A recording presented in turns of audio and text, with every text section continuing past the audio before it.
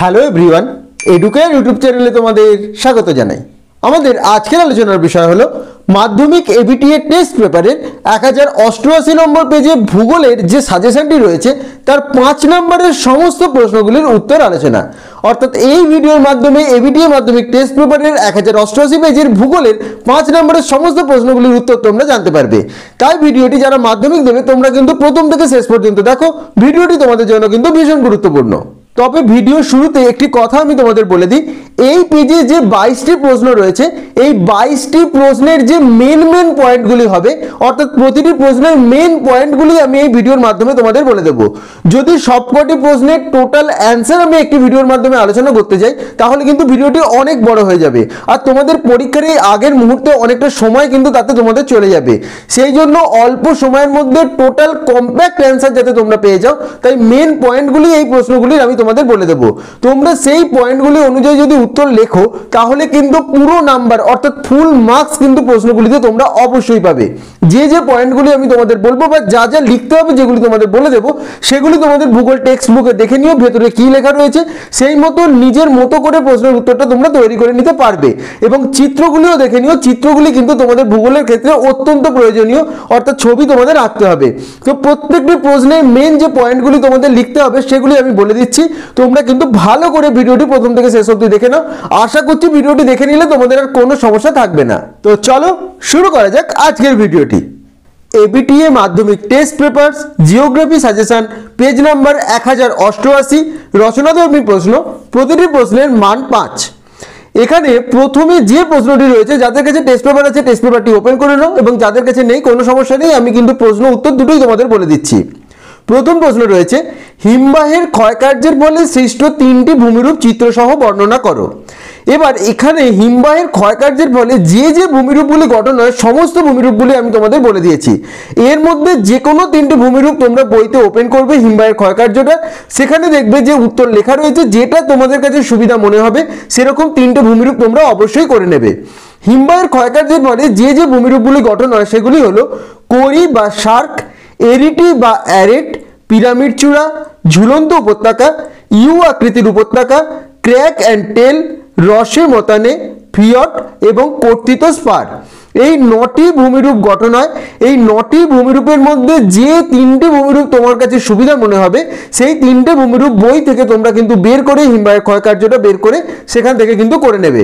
এখানে আমি টোটালটাই তোমাদের দিয়ে রেখেছি যে 9টি ভূমিরূপ গঠন হয়, 9টির মধ্যে যে কোনো 3টি তোমরা করে নিও। তবে প্রত্যেকটাই আমি করে রাখতে বলবো, কারণ 3 নম্বরের প্রশ্নের ক্ষেত্রে কিন্তু তোমাদের তাহলে আর কোনো অসুবিধা হবে না। 2 নম্বর যে প্রশ্নটি রয়েছে, হিমবাহের সঞ্চয় কার্যের ফলে সৃষ্ট প্রধান 2টি ভূমিরূপ চিত্রসহ বর্ণনা করো।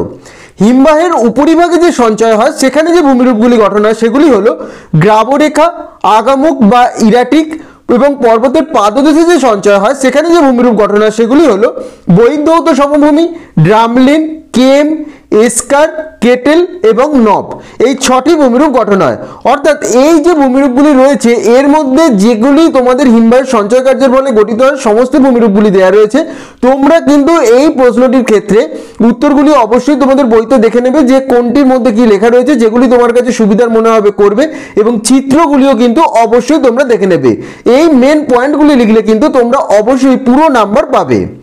3 নম্বর যে প্রশ্ন রয়েছে সেটি হলো হিমবাহ ও জলধারার মিলিত সঞ্চয় কার্যের ফলে সৃষ্ট প্রধান ভূমিরূপগুলি চিত্রসহ বর্ণনা করো।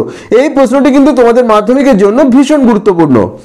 এর ফলে যে ভূমিরূপগুলি গঠন হয় সেগুলি হলো বহির্ধৌত সমভূমি, ড্রামলিন, কেম, এস্কার, কেটেল এবং নব। এই প্রশ্নটির মেন পয়েন্ট হলো এইগুলি, এবং এই পয়েন্টগুলির ভেতরের যে অ্যান্সারগুলি হবে অর্থাৎ ভেতরের লেখাটা তোমরা টেক্সট বুকে তোমাদের পেয়ে যাবে, সেটি তোমরা বের করে নিও এবং দেখে নিও এর মধ্যে কি লেখা রয়েছে এবং অবশ্যই তৈরি করে নিও।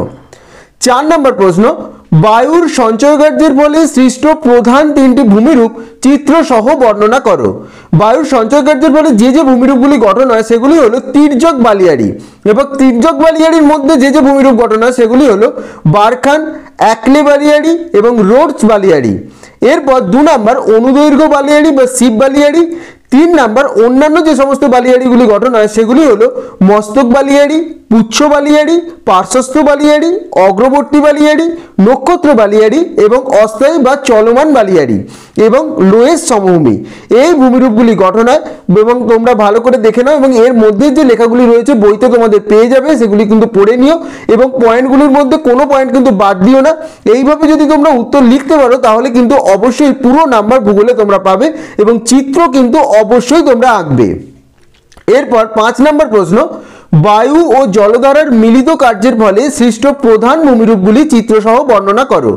বায়ু এবং জলধারার মিলিত কার্যের ফলে যে যে ভূমিরূপগুলি গঠন হয় সেগুলি হলো ওয়াদি, পেডিমেন্ট, বাজাদা এবং প্লায়া। এই 4টি ভূমিরূপের বিস্তারিত অল্প অল্প কিছু লেখা লিখে দিলেই কিন্তু তোমরা পুরো নাম্বার পেয়ে যাবে। পরের প্রশ্ন 6 নাম্বার, উষ্ণতার তারতম্যের ভিত্তিতে বায়ুমণ্ডলের স্তর বিন্যাস করে প্রধান দুটি স্তরের বর্ণনা দাও। এবার উষ্ণতার তারতম্যের উপর যে যে স্তরগুলি গঠন হয়েছে সেই স্তরগুলি হলো, সব থেকে নিচের স্তর হচ্ছে ট্রোপোস্ফিয়ার, তার উপর স্ট্র্যাটোস্ফিয়ার, মেসোস্ফিয়ার, আয়নোস্ফিয়ার, এক্সোস্ফিয়ার এবং ম্যাগনেটোস্ফিয়ার। এবং এখানে আরেকটি বলে দিয়েছে এবং প্রধান দুটি স্তরের, অর্থাৎ প্রধান দুটি স্তর বলতে ট্রোপোস্ফিয়ার এবং স্ট্র্যাটোস্ফিয়ার স্তরের ভেতরকার যে সমস্ত লেখাগুলি রয়েছে বইতে তোমাদের সেরকম কিছুটা লিখে দিলেই কিন্তু তোমরা নাম্বার পেয়ে যাবে এবং চিত্র অঙ্কনটা কিন্তু অবশ্যই তোমরা দেখে নেবে। তবে এইভাবেই কিন্তু প্রশ্নের উত্তরগুলি করবে এবং যে পয়েন্টগুলি বলে দিচ্ছি কোনো পয়েন্ট কিন্তু বাদ দেবে না। 7 নম্বর প্রশ্ন, বায়ুচাপ বলয়গুলির সাথে নিয়ত বায়ুপ্রবাহের সম্পর্ক আলোচনা করো। বায়ুচাপ যে বলয়গুলি রয়েছে সেই বায়ুচাপ বলয়গুলির নামগুলি প্রথমে লিখে নেওয়া হয়েছে। নিরক্ষীয় নিম্নচাপ বলয়, কর্কটীয় উচ্চচাপ বলয়, মকরীয় উচ্চচাপ বলয়, সুমেরুবৃত্ত প্রদেশীয় নিম্নচাপ বলয়, কুমেরুবৃত্ত প্রদেশীয় নিম্নচাপ বলয় এবং সুমেরু উচ্চচাপ বলয়, কুমেরু উচ্চচাপ বলয়। এবং নিয়ত বায়ু প্রবাহগুলি হলো আয়ন বায়ু, পশ্চিমা বায়ু এবং মেরু বায়ু। এবার আয়ন বায়ুর সাথে বায়ুচাপ বলয়ের সম্পর্ক, পশ্চিমা বায়ুর সাথে বায়ুচাপ বলয়ের সম্পর্ক এবং মেরু বায়ুর সাথে বায়ুচাপ বলয়ের সম্পর্ক 3-4টি করে লাইন লিখে দিলেই কিন্তু তোমরা পুরো নাম্বার এই প্রশ্নটি থেকে পেয়ে যাবে এবং বায়ুচাপ বলয়ের যে চিত্রটি আছে অবশ্যই কিন্তু সেই চিত্রটি অঙ্কন করবে। এর পরের প্রশ্ন 8 নাম্বার, পৃথিবীর প্রধান প্রধান বায়ুচাপ বলয়গুলির উৎপত্তি ব্যাখ্যা করো। এবার পৃথিবীর বায়ুচাপ বলয়গুলি হলো নিরক্ষীয় নিম্নচাপ বলয়, কর্কটীয় উচ্চচাপ বলয়, মকরীয় উচ্চচাপ বলয়, সুমেরুবৃত্ত প্রদেশীয় নিম্নচাপ বলয়, কুমেরুবৃত্ত প্রদেশীয় নিম্নচাপ বলয়, সুমেরু উচ্চচাপ বলয় এবং কুমেরু উচ্চচাপ বলয়। এই যে বায়ুচাপ বলয়গুলি বললাম, এই বায়ুচাপ বলয়গুলি সম্পর্কে কিছুটা করে লিখে দিলেই কিন্তু পুরো নাম্বার পাওয়া যাবে এবং পয়েন্টগুলি যেগুলি বললাম পরপর এইরকম করে পয়েন্টগুলি লিখবে এবং পয়েন্টগুলি কিছুটা করে ইলাবোরেট করবে। এরপর 9 নম্বর প্রশ্ন, সমুদ্র স্রোতের প্রভাবগুলি আলোচনা করো। সমুদ্র স্রোতের প্রভাব প্রথমটি হলো মগ্নচড়া সৃষ্টি, এবার মগ্নচড়া সৃষ্টি সম্পর্কে 2-4 লাইন লিখে দেবে। 2 নম্বর পয়েন্ট, উপকূলের জলবায়ুর নিয়ন্ত্রণ। এবার জলবায়ুর মধ্যে কি কি নিয়ন্ত্রণ হয়? উষ্ণতা, বৃষ্টিপাত, কুয়াশা এবং ঝড়ঝঞ্ঝা। 3 নম্বর পয়েন্ট, জলবায়ুর পরিবর্তন। 4 নম্বর, বরফ মুক্ত বন্দর। 5 নাম্বার, জাহাজ চলাচলের সুবিধা এবং 6 নাম্বার, দুর্যোগপূর্ণ আবহাওয়া। এই পয়েন্টগুলি নিয়ে 2-4 লাইন করে তোমরা লিখে দিলেই কিন্তু নাম্বার পেয়ে যাবে, কোনো প্রবলেম তোমাদের হবে না। বই খুললেই কিন্তু এই প্রশ্নের উত্তরগুলি অর্থাৎ যেগুলি লিখতে হবে সেগুলি কিন্তু তোমরা পেয়ে যাবে। 10 নাম্বার, জোয়ার ভাটা সৃষ্টির কারণগুলি বর্ণনা করো। এবার জোয়ার ভাটা সৃষ্টির 2টি কারণ লিখে দেবে এবং সেগুলি সম্পর্কে লিখে দিলেই হয়ে যাবে। পৃথিবীর ওপর চাঁদ ও সূর্যের আকর্ষণ বল এবং 2 নাম্বার, পৃথিবীর আবর্তন গতি জনিত কেন্দ্রাতিগ বল। এই 2টি পয়েন্ট এলাবোরেট করে লিখলেই হয়ে যাবে। এবং যদি কোনো প্রশ্নের উত্তর তোমরা না পারো বা কোনো পয়েন্ট যদি মনে হয় যে সেই পয়েন্টের উত্তরটা বলে দিলে ভালো হয়, সেটা কিন্তু অবশ্যই আমাকে মেনশন করে কমেন্ট বক্সে জানাবে, আমি অবশ্যই তার উত্তর তোমাদের দিয়ে দেবো। 11 নম্বর প্রশ্ন, জোয়ার ভাটার ফলাফলগুলি আলোচনা করো। জোয়ার ভাটার ফলাফল মানে জোয়ার ভাটার সুবিধা অসুবিধা। প্রথমে সুবিধাগুলি, নব্যতা বৃদ্ধি, নৌ চলাচলের সুবিধা, আবর্জনাহীন গতিপথ, বিদ্যুৎ উৎপাদন, মৎস্য শিকারের সুবিধা, বরফ মুক্ত বন্দর। এই পয়েন্টগুলি সুবিধার এবং অসুবিধা হলো জলের লবণতা বৃদ্ধি, সম্পত্তি ও মানুষের ক্ষতি, নৌ চলাচলে ব্যাঘাত, অগভীর নদীঘাট সৃষ্টি। অর্থাৎ জোয়ার ভাটার সুবিধা অসুবিধা এবং জোয়ার ভাটার যে এখানে প্রশ্নটি রয়েছে ফলাফল, দুটো কিন্তু একই উত্তর হবে। এইভাবেই কিন্তু এই পয়েন্টগুলি লিখে নিয়ে তার থেকে 2-4 লাইন করে এক্সট্রা করে লিখে দেবে, তাতেই কিন্তু পেয়ে যাবে নাম্বার। এবং তোমরা কিন্তু এই পয়েন্টগুলির কোনোটা বাদ দেবে না, সব পয়েন্টগুলি লিখবে। অবশ্যই পয়েন্টগুলো সবার আগে কিন্তু তোমরা তৈরি করে নেবে। এর পরের প্রশ্ন 12 নাম্বার, পশ্চিম হিমালয়ের ভূপ্রাকৃতিক বৈশিষ্ট্যগুলি আলোচনা করো। পশ্চিম হিমালয়ের ভূপ্রাকৃতিক বৈশিষ্ট্যগুলির প্রথম পয়েন্ট হবে কাশ্মীর হিমালয়, 2 নম্বর পয়েন্ট হবে হিমাচল হিমালয় বা পাঞ্জাব হিমালয় এবং 3 নম্বর কুমায়ুন হিমালয়। এবার কাশ্মীর হিমালয় সম্বন্ধে তোমাদের লিখতে হবে, বইতে পেয়ে যাবে। হিমাচল হিমালয় সম্বন্ধে লিখতে হবে এবং কুমায়ুন হিমালয় সম্বন্ধে লিখতে হবে। তোমরা এই ভিডিওর মাধ্যমে পয়েন্টগুলো পেয়ে যাচ্ছ, উত্তরগুলো তাই তৈরি করা তোমাদের কিন্তু কোনো সমস্যা হবে না। তাও কোনো উত্তর তৈরি করতে না পারলে অবশ্যই কিন্তু কমেন্ট করে আমাকে জানাবে। 13 নম্বর প্রশ্ন, পশ্চিম উপকূলীয় সমভূমি ও পূর্ব উপকূলীয় সমভূমির পার্থক্য লেখো। পার্থক্যের পয়েন্টগুলি আমি তোমাদের বলে দিয়েছি। যেমন প্রথম পয়েন্ট বলেছি অবস্থান, অর্থাৎ পশ্চিম উপকূলীয় অবস্থান, এবং এদিকে লিখবে পূর্ব উপকূলের অবস্থান। তারপর প্রশস্ততা, মানে পশ্চিম উপকূল কতটা বিস্তৃত, পূর্ব উপকূল কতটা বিস্তৃত। উচ্চতা, পশ্চিম উপকূলের উচ্চতা, পূর্ব উপকূলের উচ্চতা। বালিয়াড়ি একইভাবে দুদিকে হবে, এবং উপকূলের প্রকৃতি, প্রবাহিত নদীসমূহ এবং বদ্বীপ, এবং সব শেষে কিন্তু চিত্র অঙ্কন করবে। এই 8টি পয়েন্ট অনুযায়ী পার্থক্যটা লিখলেই কিন্তু তোমাদের হয়ে যাবে, কোনো সমস্যা হবে না। এর পরের প্রশ্ন 14 নাম্বার, ভারতের জলবায়ুর নিয়ন্ত্রকগুলি আলোচনা করো। ভারতের জলবায়ু নিয়ন্ত্রক যেগুলি রয়েছে পয়েন্টগুলি দেখে নাও।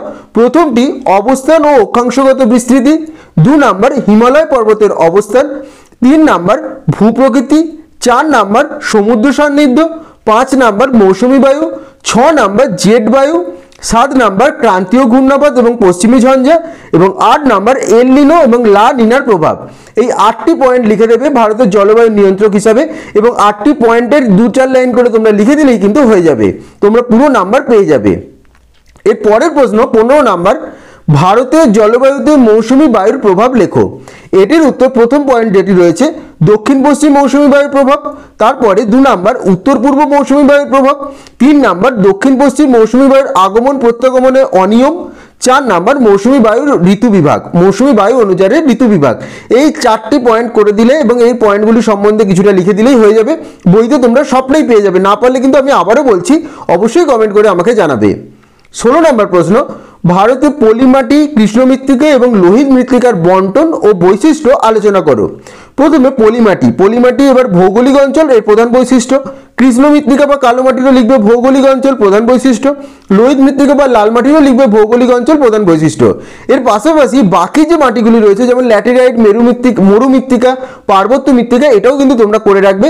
তোমাদের কিন্তু এগুলোর মধ্যে থেকেও আসতে পারে 3 নাম্বার বা 5 নাম্বারে, তাই কোনো মাটির কোনো অংশটাই কিন্তু তোমরা বাদ দেবে না।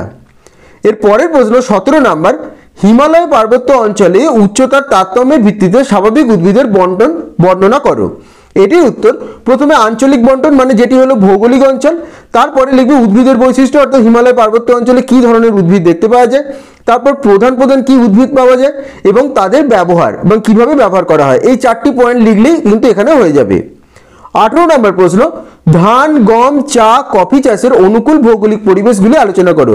এক্ষেত্রে যেটাই পড়বে তার প্রাকৃতিক পরিবেশের মধ্যে লিখবে তার জলবায়ু, মৃত্তিকা, ভূমির প্রকৃতি, ভূমির উচ্চতা, এবং অর্থনৈতিক পরিবেশের মধ্যে লিখবে শ্রমিক, জলসেচ, মূলধন, চাহিদা ও বাজার এবং অন্যান্য। এই পয়েন্টগুলি লিখলেই কিন্তু এক্ষেত্রে হয়ে যাবে। পয়েন্টগুলি লিখে 2-1 লাইন করে লিখে দিলেই কিন্তু প্রশ্নের উত্তর তোমাদের তৈরি হয়ে যাবে। প্রত্যেকটি উত্তর কিন্তু বইতেই তোমরা পেয়ে যাবে, তবে পয়েন্ট যেভাবে আমি বলে দিয়েছি এই রকমই কিন্তু পয়েন্ট ভাগ করে করে উত্তরগুলি লিখবে। এর পরের প্রশ্ন 19 নাম্বার, পূর্ব ও মধ্য ভারতের লৌহ ইস্পাত শিল্পের কেন্দ্রীভবনের কারণগুলি কি কি? খুব গুরুত্বপূর্ণ।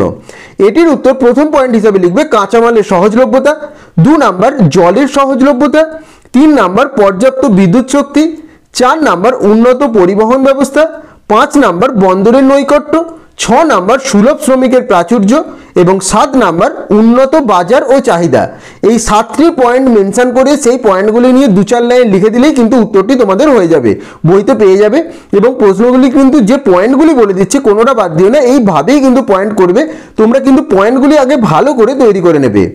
20 নাম্বার প্রশ্ন, পশ্চিম ভারতে কার্পাস বয়ন শিল্পের কেন্দ্রীভবনের কারণগুলি কি কি? এটির উত্তর প্রথম পয়েন্ট লিখবে শ্রেষ্ঠ তুলো উৎপাদক অঞ্চল, 2 নাম্বার আর্দ্র জলবায়ু, 3 নাম্বার সুলভ বিদ্যুৎ শক্তি, 4 নাম্বার বন্দরের সান্নিধ্য, 5 নাম্বার উন্নত পরিবহন ব্যবস্থা, 6 নাম্বার পর্যাপ্ত মূলধন বিনিয়োগ, 7 নাম্বার সুলভ শ্রমিক, 8 নাম্বার শিল্প বিকাশের উপযুক্ত পরিকাঠামো, এবং 9 নাম্বার বিপুল চাহিদা। এই 9টি পয়েন্ট মেনশন করে উত্তরটি লিখলেই তোমাদের হয়ে যাবে। পয়েন্টগুলো কিন্তু আগে খাতায় লিখে নাও, তারপর বই থেকে উত্তরগুলি কিন্তু তোমরা অবশ্যই তৈরি করে নিও। 21 নাম্বার প্রশ্ন যেটি রয়েছে সেটি হলো ভারতের নগর গড়ে ওঠার কারণগুলি আলোচনা করো। নগর গড়ে ওঠার প্রধান কারণগুলি আলোচনা করো। প্রথম যে পয়েন্টটি লিখবে তোমরা প্রশাসনিক কেন্দ্র, 2 নাম্বার খনিজ সম্পদে সমৃদ্ধ অঞ্চল, 3 নাম্বার শিল্প কেন্দ্র, 4 নাম্বার বাণিজ্য কেন্দ্র, 5 নাম্বার যোগাযোগ কেন্দ্র এবং 6 নাম্বার তীর্থস্থান। এবং অন্যান্য কারণ হিসাবে লিখবে শিল্প সংস্কৃতি কেন্দ্র, 2 নাম্বার ইতিহাস প্রসিদ্ধ স্থান, 3 নাম্বার পর্যটন স্থান, 4 নাম্বার সামরিক কেন্দ্র, 5 নাম্বার বন্দর এবং 6 নাম্বার পর্বত ও সমভূমি সংযোগস্থল। এবং শেষ যে প্রশ্ন 22 নাম্বার, যেটি করবে অবশ্যই ভারতীয় পরিবহন ব্যবস্থার গুরুত্ব আলোচনা করো। প্রথমে অর্থনৈতিক গুরুত্ব বলে একটি পয়েন্ট করবে, সেখানে লিখবে পণ্য আদান প্রদান, শিল্পের বিকেন্দ্রীকরণ, 3 নাম্বার বিপর্যয় মোকাবিলা, কৃষির উন্নতি, প্রাকৃতিক সম্পদ সংগ্রহ এবং পণ্যমূল্যের স্থিতিশীলতা। এবং রাজনৈতিক গুরুত্ব হিসাবে লিখবে প্রতিরক্ষা, জাতীয় ঐক্য স্থাপন, শিল্পের উন্নতি, তাপবিদ্যুৎ উৎপাদন, বহির্বাণিজ্য উন্নতি। এবং অন্যান্য গুরুত্ব হিসাবে লিখবে দেশ রক্ষা এবং যোগাযোগের মাধ্যম। এইভাবে তোমাদের 5 নম্বরের প্রত্যেকটি ভূগোল প্রশ্ন, যেগুলি তোমাদের মাধ্যমিক এবিটিএ টেস্ট পেপারের 1088 নম্বর পেজে রয়েছে, প্রত্যেকটি প্রশ্নের মেন পয়েন্টগুলি আমি তোমাদের বলে দিলাম। সেই পয়েন্টগুলি বইতে তোমরা খুললেই কিন্তু পেয়ে যাবে উত্তর, কোনো সমস্যা হবে না।